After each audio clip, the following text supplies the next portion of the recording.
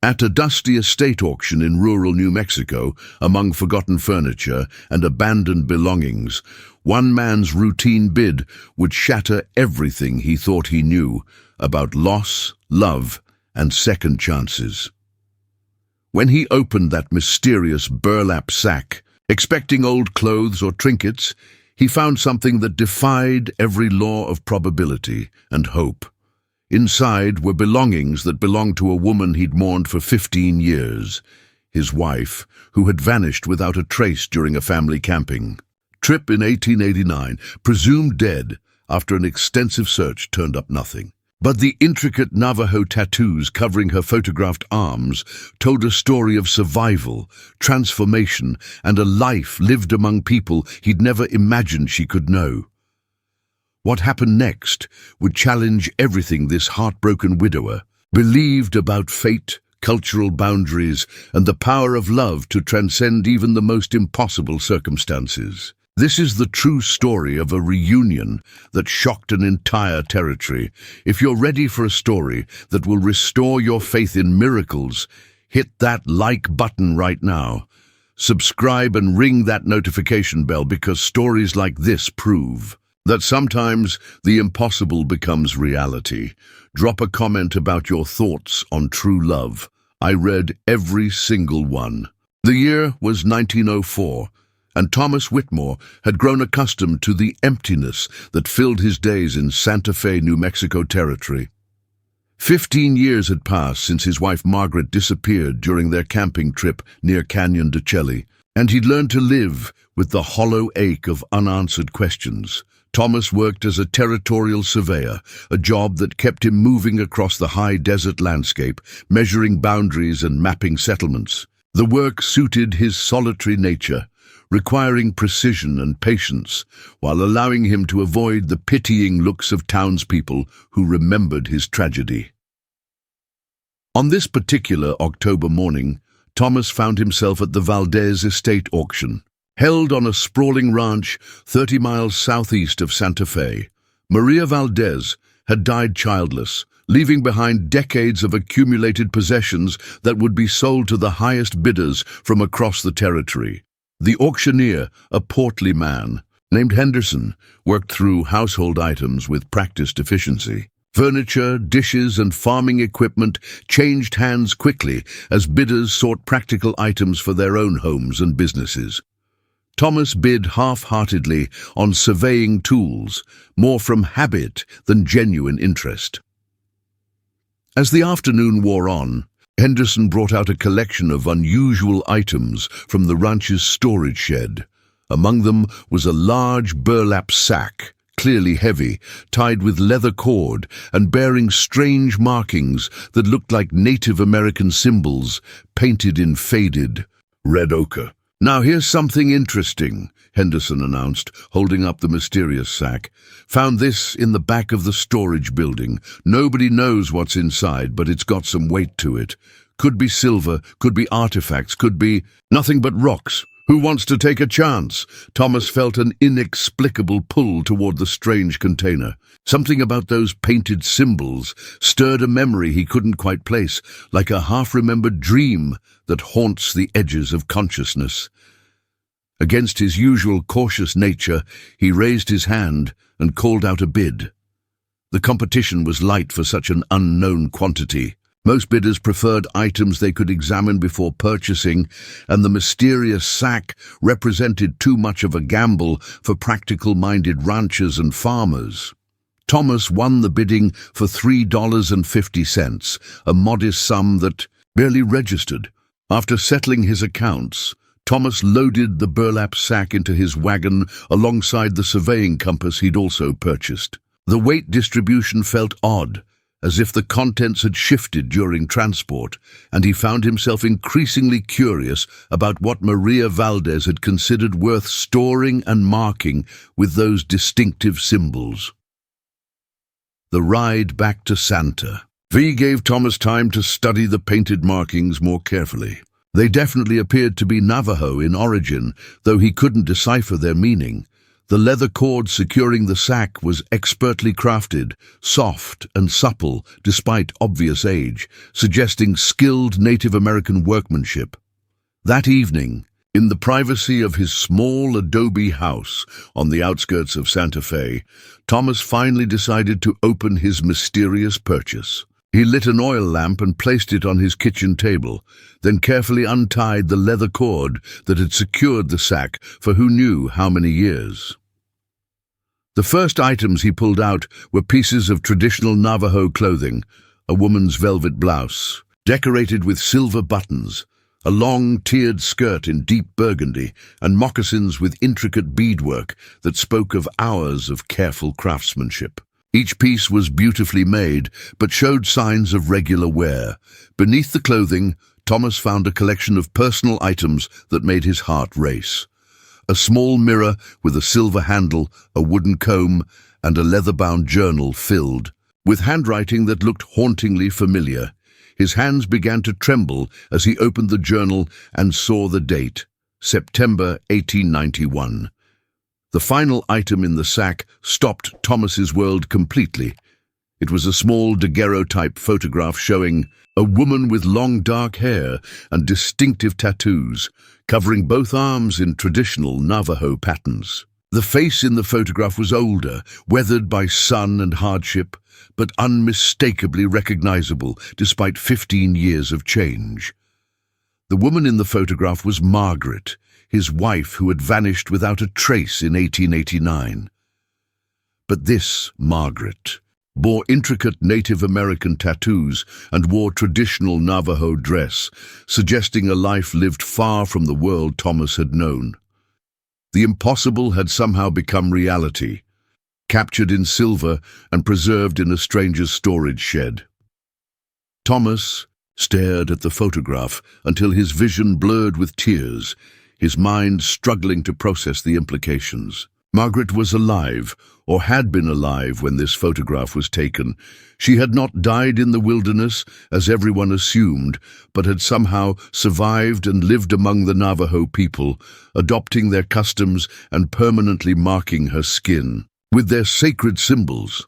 The discovery shattered everything Thomas had believed about his wife's fate and opened possibilities he had never dared to imagine.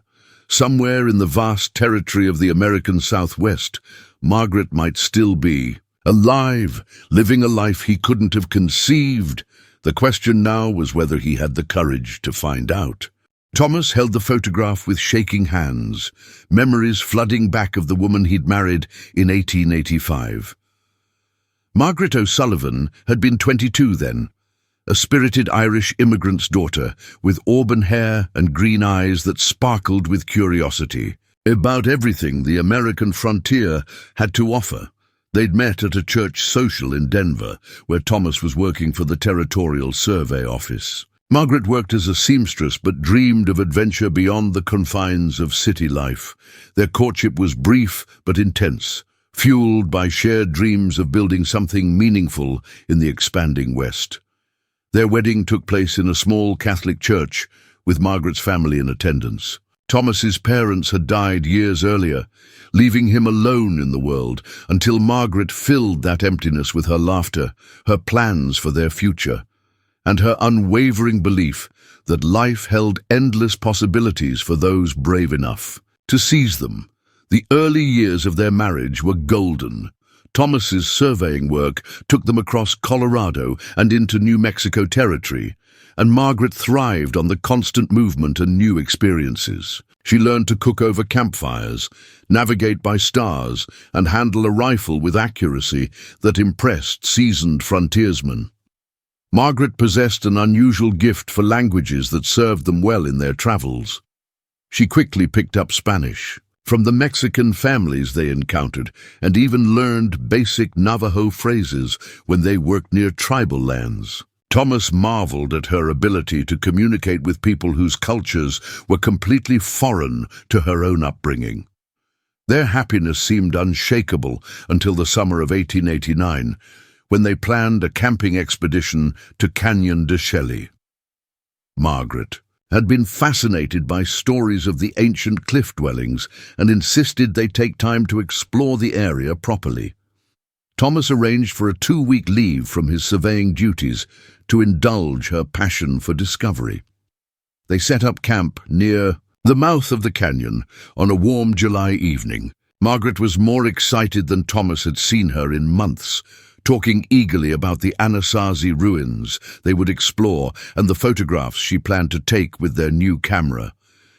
Her enthusiasm was infectious, and Thomas found himself looking forward to the adventure. The first 3 days passed perfectly. They hiked deep into the canyon, marveling at the ancient dwellings built into sheer cliff faces hundreds of feet above the canyon floor. Margaret's camera captured image after image, and she filled her journal with detailed observations about the architecture and artifacts they discovered. On the 4th morning, Thomas woke to find Margaret's bedroll empty. Her boots and hat were gone, but everything else remained in camp exactly as she'd left it. Thomas assumed she'd gone for an early morning walk to photograph the sunrise, something she'd done several times during their trip. Hours passed with no sign of Margaret's return. Thomas searched the immediate area, calling her name until his voice grew hoarse. The silence of the canyon seemed to swallow his shouts, offering no echo or response that might indicate where she'd gone. Panic began to replace concern as the sun climbed higher. By afternoon, Thomas had expanded his search to include the cliff dwellings they'd visited previously. He found no trace of Margaret. No footprints, no dropped items, no sign that she'd passed that way. It was as if she'd simply vanished into the desert air without leaving any evidence of her presence. Thomas rode hard to the nearest trading post, 20 miles away, and organized a search party of local men who knew the terrain. For 2 weeks, they combed every canyon, examined every cliff dwelling, and followed every possible trail. They found absolutely nothing that might explain Margaret's disappearance or indicate what had become of her. The territorial authorities concluded that Margaret had likely fallen from one of the cliff paths while taking photographs, and that her body had been carried away by flash floods or scavenging animals. Thomas knew the explanation was logical, but something about it felt wrong. Margaret was too experienced, too careful, too aware of the dangers. Thomas spent an additional month searching on his own, hiring Navajo trackers who knew every hidden spring and secret trail in the region. Even these skilled men found no trace of the missing woman, and they gently suggested that Thomas accept what seemed to be the inevitable truth of her death. Returning to Santa Fe without Margaret was the hardest thing Thomas had ever done. Well-meaning friends and officials offered their condolences and urged him to begin rebuilding his life. He went through the motions of normality while carrying a growing conviction that the official explanation was somehow incomplete. The years that followed were a blur of work and loneliness. Thomas threw himself into his surveying duties, accepting assignments in the most remote and challenging locations. The physical demands of frontier life helped numb the emotional pain, but nothing could fill the void Margaret's disappearance had created in his world. Now, 15 years later, staring at a photograph that proved his instincts had been correct, Thomas felt a mixture of vindication and overwhelming confusion. Margaret had not died in Canyon de Chelly. She had somehow survived and built a new life among people whose existence most whites barely acknowledged. The journal he'd found in the sack might contain answers to the questions that had tormented him for 15 years. With trembling hands, Thomas opened the leather-bound book and began to read his wife's account of a survival story that defied every assumption he'd made about her fate. The first entry was dated 3 months after her disappearance, written in Margaret's familiar handwriting, but describing experiences that seemed to belong to someone else entirely. She had not fallen from a cliff or been killed by wild animals. She had been rescued by Navajo shepherds and nursed back to health in their hugans.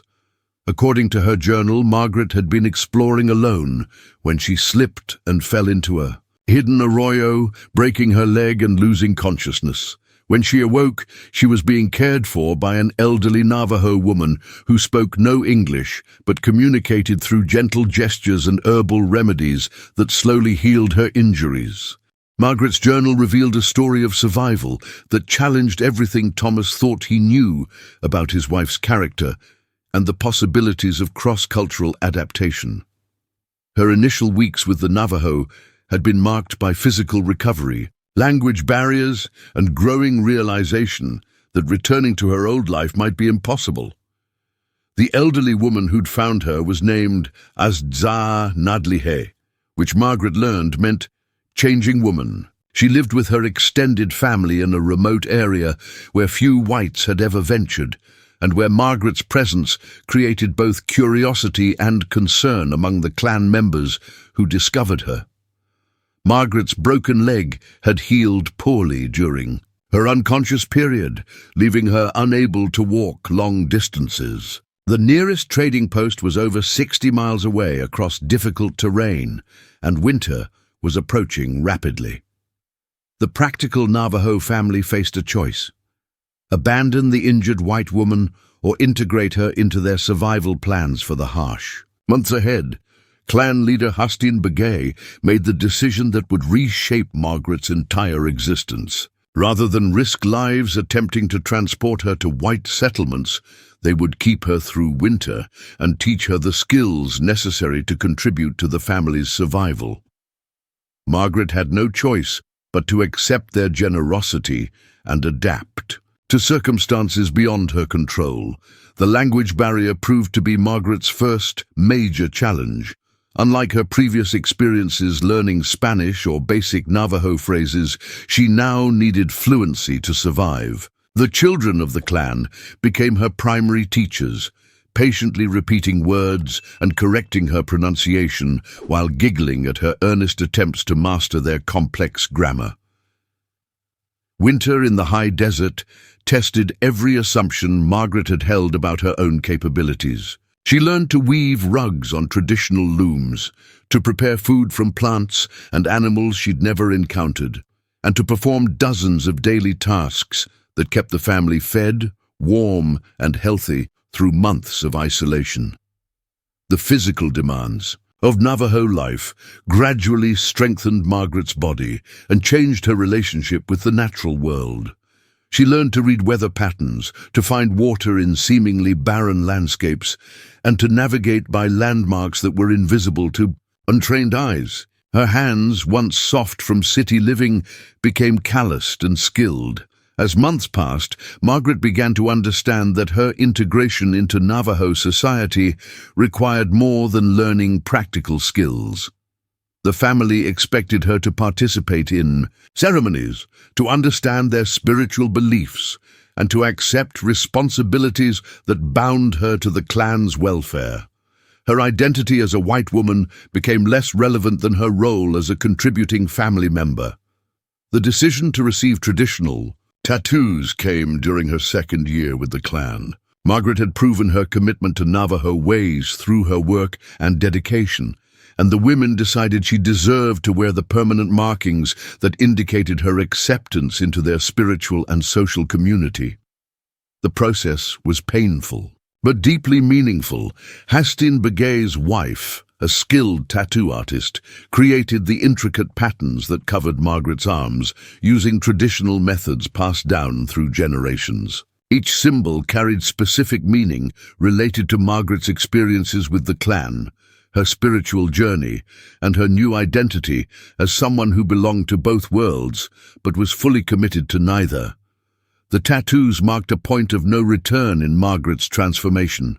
They made her instantly recognizable as someone who had chosen to live among the Navajo, making any return to white society extremely complicated. Margaret understood the implications, but felt the markings represented her truest self. Someone shaped by experiences most people could never imagine, Years passed in cycles of seasonal migration, ceremonial participation, and deepening integration into Navajo culture. Margaret learned to think in their language, to see the world through their spiritual framework, and to value relationships and responsibilities that had no equivalent in the white world she'd left behind. Her old life began to feel like something that had happened to someone else. The journal entries from this period revealed Margaret's internal struggle with her dual identity. She missed Thomas desperately, but couldn't imagine explaining her transformation to him or to the white society that would judge her choices harshly. The tattoos made her decision irreversible, marking her as someone who had crossed cultural boundaries that most people considered absolute. Thomas's hands shook as he read Margaret's account of learning that he had given up searching for her. A Navajo trader had brought news from the outside world, including reports that her husband had accepted her death and stopped looking for her. The knowledge broke Margaret's heart, but also freed her to commit fully to her new life. The family moved frequently, following seasonal patterns that took them across vast territories in Arizona and New Mexico. Margaret's journal described landscapes of breathtaking beauty and spiritual significance, places that existed outside the awareness of most white settlers but held profound meaning for the people who considered them home. She had discovered a world invisible to her former existence. Margaret's role in the clan evolved from rescued stranger to respected member to spiritual guide. Her unique perspective as someone who understood both cultures made her valuable as an interpreter and mediator when the clan encountered other whites. She could bridge worlds that seemed completely separate and often hostile to each other. The entries revealed that Margaret had married within the clan, forming relationships that bound her even more tightly to Navajo society. Her husband, a man named Outse Hastin, was a respected warrior and spiritual leader who accepted her past while embracing their shared future. Their marriage produced children who represented the ultimate fusion of two worlds. Thomas read with growing amazement about Margaret's complete transformation from Irish-American housewife to Navajo clan mother. Her journal described ceremonies, migrations, conflicts with neighboring tribes, and the gradual encroachment of white settlement that threatened the traditional way of life she had come to cherish above everything else she had ever known.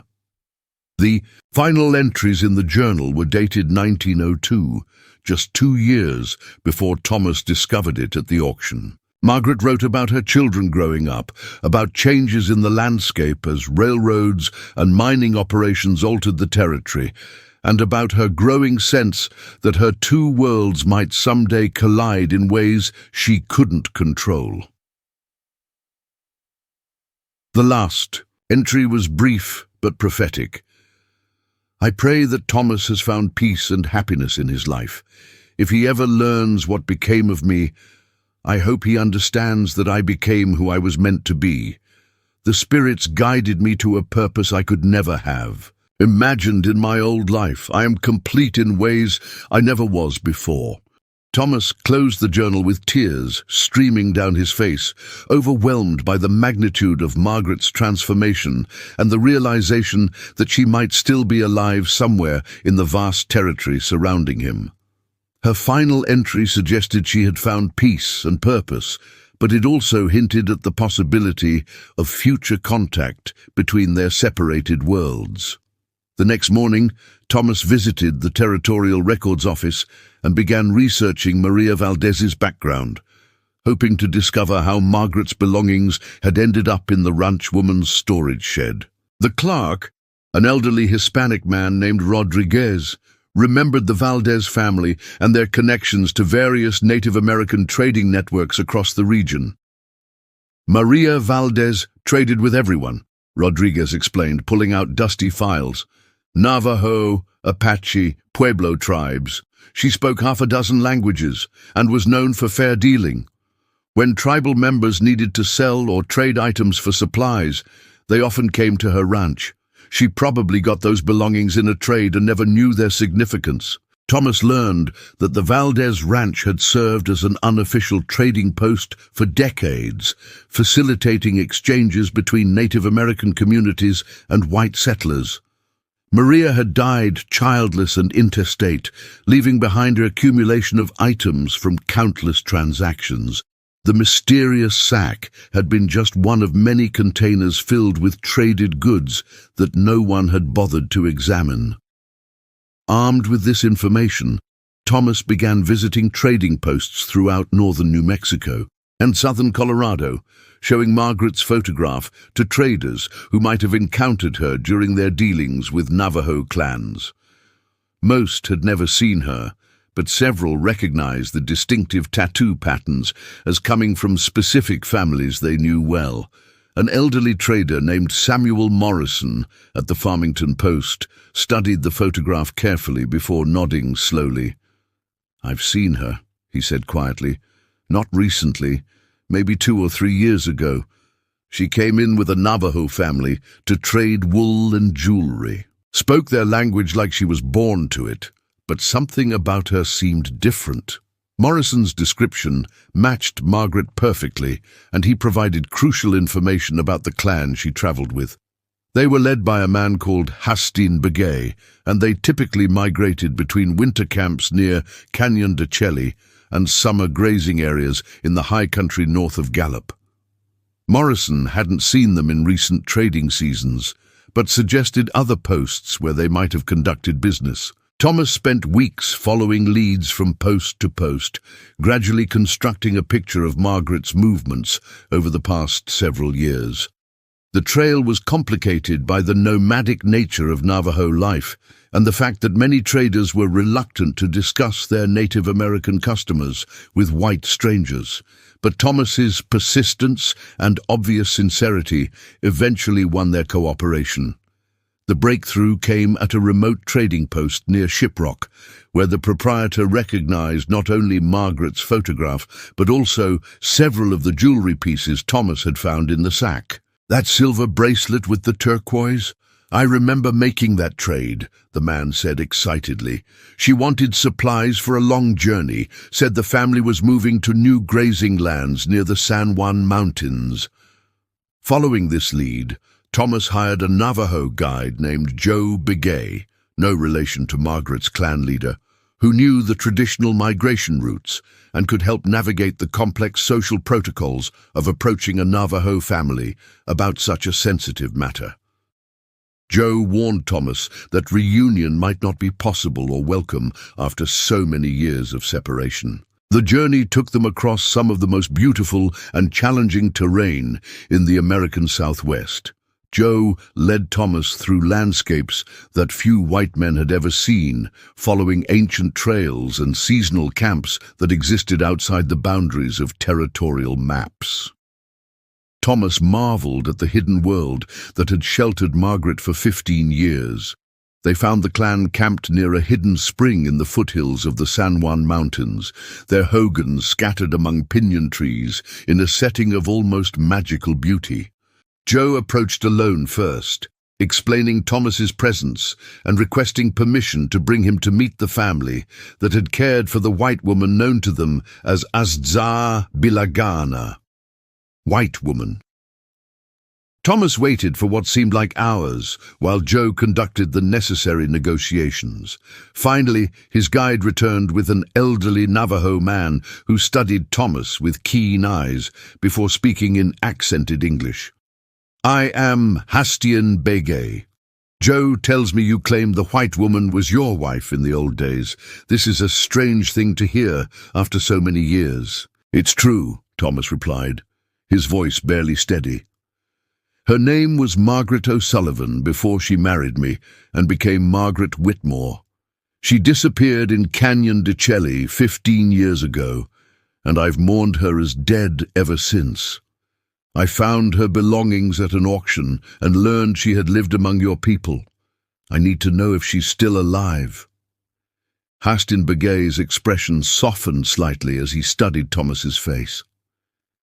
"The white woman spoke of her first husband sometimes, especially in the early years. She said he was a good man who loved her truly, but that was long ago, and she has built a new life here. She has children now, responsibilities to our clan. Her place is with us." "I understand," Thomas said, though his heart was breaking. "I just need to see her, to know she's safe and happy. I've spent 15 years wondering what happened to her. If she doesn't want to see me, I'll respect that decision. But please, let me at least know she's alive and well."